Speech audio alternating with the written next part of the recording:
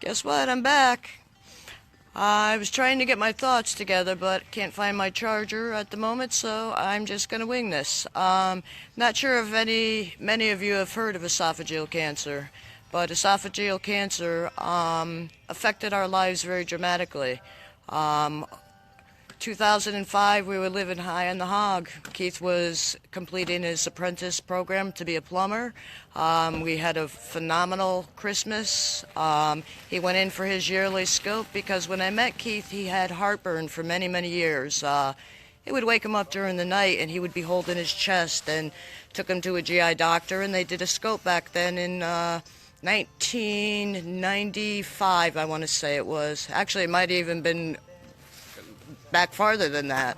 And pretty much we were told that he had GERDs, and that to take Tums and not to worry about it. And guess what? We didn't worry about it. We had gone camping. Can't tell you the years because the years have worn on us, but we were on a camping trip and Keith got really sick with vomiting. We had to pack up the campsite and take him home. Got him to the hospital nearest to us, and thank God hooked up with Dr. Harold Schwartz out of Derby, Connecticut, who is the most awesome doctor I ever met in my life because he saved my husband's life. He took Barrett seriously, and he took Keith's condition seriously, and he scoped him every year. And every year we got the same letter in the mail that your scope was good, see you next year. And we would do that during my holiday recess at work. That this year, 2005, going into 2006, we didn't get a letter. Keith got a phone call, and it was to make an appointment. Not many of you know I worked in the medical field for over 26 plus years, pretty much my whole career. I worked night shift in the Griffin Emergency Room, have taken care of many of your families and your friends because they were my family and friends. We all grew up as a community. And I truly believe that here in our community that we are being contaminated. Look at our river right now that they're investigating for causing breast cancer. Well, what about all the people on my street where we lived right next to the river for 23 plus years, multiple cancers, different types of cancers though. And I don't believe everybody reacts the same. This is my own belief. When you're exposed to something, a cancer cell changes. Everybody's body is different, so we're going to react to it different.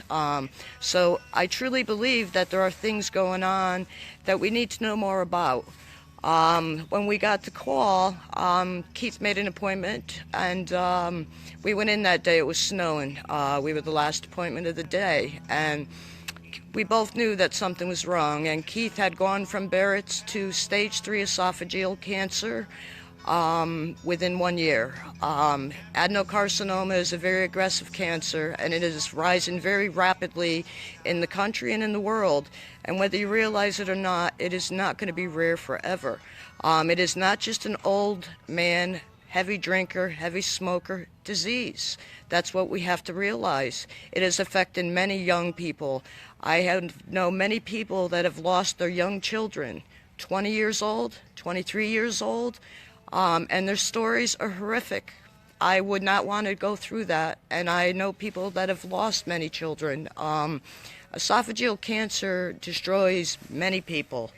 Right here, if you can see it, it's probably backwards, but the main symptoms you need to look for, because you really don't know it's there until it's already come up and bit you and destroyed your life, because you have to fight with everything you got to get through this cancer. I know many stage 1s that have not survived this cancer, and I know many stage 3s that have made it.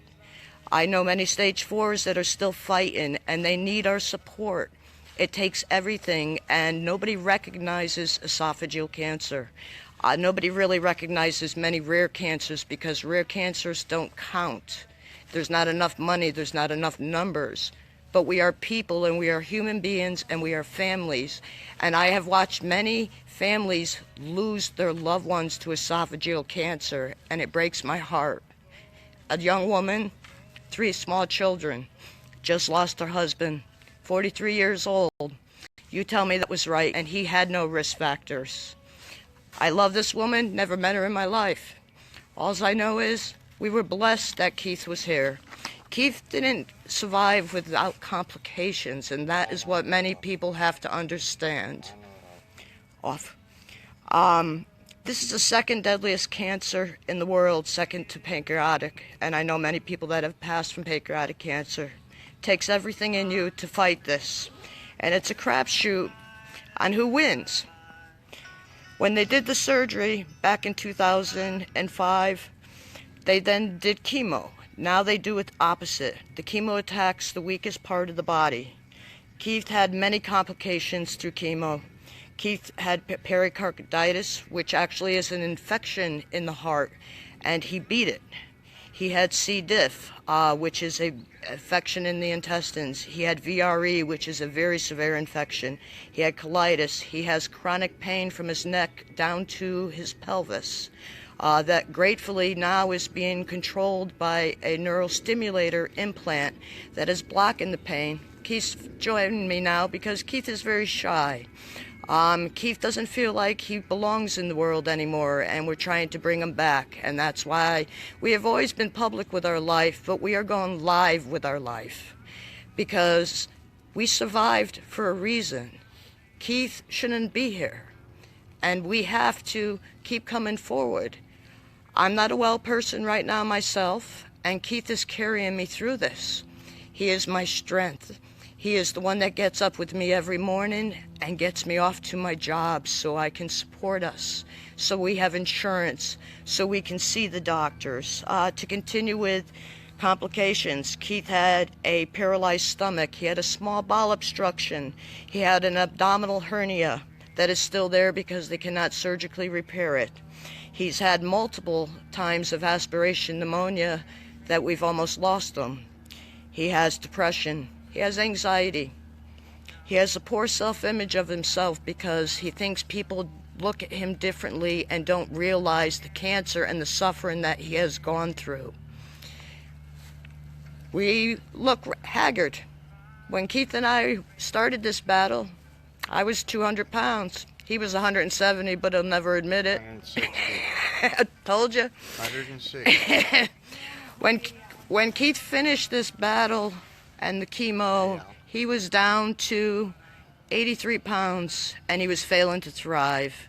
And if it wasn't for the implant that they put in him, I know he wouldn't have survived. And no matter what we did, we stuck together as a family because we couldn't reach out to anybody anymore. Things were changing so rapidly, we didn't know what was going to happen to the next day. I do want people to also know the symptoms: difficulty of painful swallowing, persistent cough, hoarse voice, prolonged heartburn, GERDs, throat and chest or back pain, weight loss, loss of appetite. Now they've added more: acid reflux, drinking very hot liquids, considerably overweight. Keith and I both were at that time. Smokes or chewed tobacco, alcohol consumption, Barrett's esophagus, over the age of 45. It's more a higher risk in males, but females do get it, so don't exclude yourself from this. Frequent hiccups. That is one that they didn't have on the symptoms for a long time, and I know many people that had that. I'm not even sure where I'm going with this, but I know I have watched many, many people lose their loved ones, and many people still suffering, and many people still trying to fight for their loved ones and fight for their lives. Because what most people don't realize is Keith don't remember most of these last years. I'd have to say his memory has only come back over the last few years, because the last complication Keith had was in 2012. He had a cardiomyopathy, which is a virus that attacked the heart. Sadly, my children were home, gratefully but sadly, because my daughter woke up and found Keith purple and struggling to breathe. My kids called me at work, and they called 911, and They were screaming, but they were doing what they needed to do. And they got Keith to the hospital on a respirator, and they saved his life. And by the grace of God, he recovered from that cardiomyopathy. And he has been cleared by his cardiologist as having a strong heart. We know Keith has a strong heart. He's just got to have the tough guy attitude on, because Keith is shy. He's always been shy, but he's one of the kindest, most gentle men that I've ever met in my life. And I've known him longer than I knew my parents. He met me when my heart was broken and I was an orphan. And he brought me back. And no matter what, we will continue to fight. We will continue to fight for all of you, because no one should have to go through this horrific cancer. God bless you. I love all of you. Please share our life, because we don't want anybody to suffer the way that Keith has suffered, the way that I have suffered, and the way his children have suffered. We are not outcasts. We are cancer survivors. And we are grateful to be a survivor. And we don't want anybody else to go through this. There are treatments to prevent it if it is caught soon enough. They can close the bottom of the esophagus. There are so many people, it's called cryoablation. There are studies going on. There are doctors that are trying to help, but there is not enough research money. There are not enough people that really, truly care about rare cancers. This is not a rare cancer. This is a husband and a wife with a family and grandchildren, and we're fighting for all of you. So share our video, share our life, and God damn it, I apologize. Don't ignore the symptoms, because you want to catch it soon. Have a good night. We love you.